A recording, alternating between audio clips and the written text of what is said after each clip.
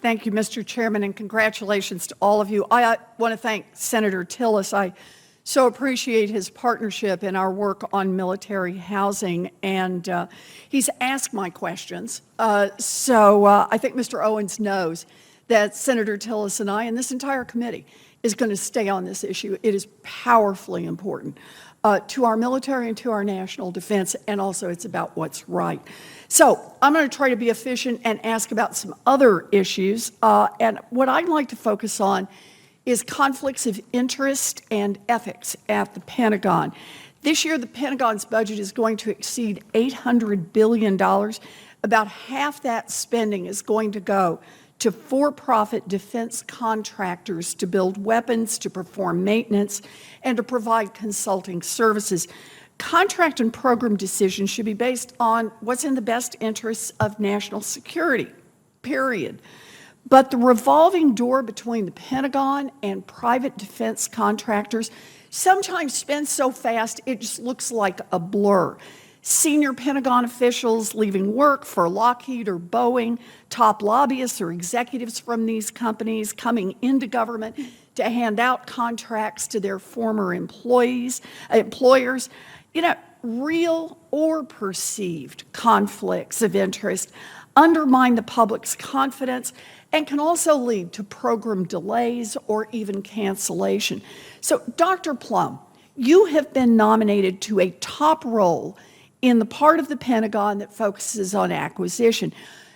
Can you say a word about your views about why it is important that government officials making decisions about which defense contractors get taxpayer dollars must be free from conflicts of interest?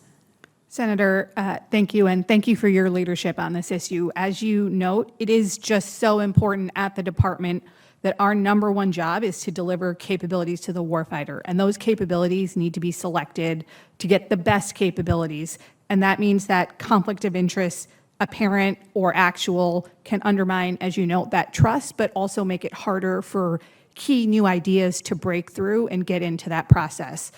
We have a number of efforts underway, ethics agreements in this administration, improved oversight of our standards of conduct. If confirmed, I pledge to continue those, but also more to fulsomely work with you and this committee to make sure we're getting this balance right, getting the conflicts out. Well, that's a really good point about how conflicts of interest can actually keep us from finding the best products, from innovating in the ways we need to innovate. A very strong point.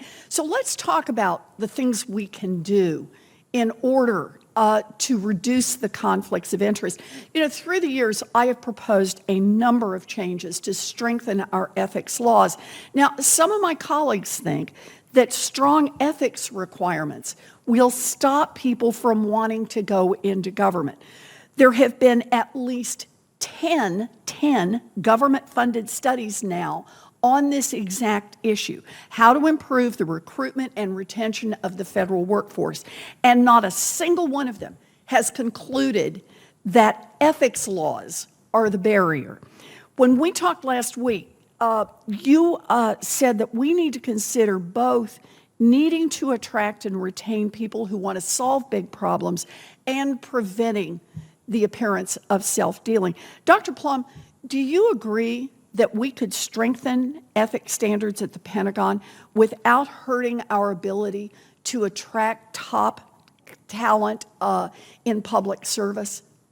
Senator, I do agree. I think we need to think about how we structure and make precise our ethics requirements and our oversight so that we can attract top talent, let them work on hard problems, let them solve hard problems for this country while making sure we avoid conflicts of interest. And there's absolutely space to make progress there. And I, if confirmed, would really welcome an opportunity to work on that with you. Well, I think you've already answered then the question I was going to ask, and that is, will you commit to working with me to ensure that government officials working on acquisition programs and policies are free of conflicts of interest? Senator, I would welcome an opportunity to work with you on that. Thank you. That is terrific. Thank you very much. This is a problem across administrations and across government agencies, but it is particularly acute at DOD given the size of the Pentagon's budget.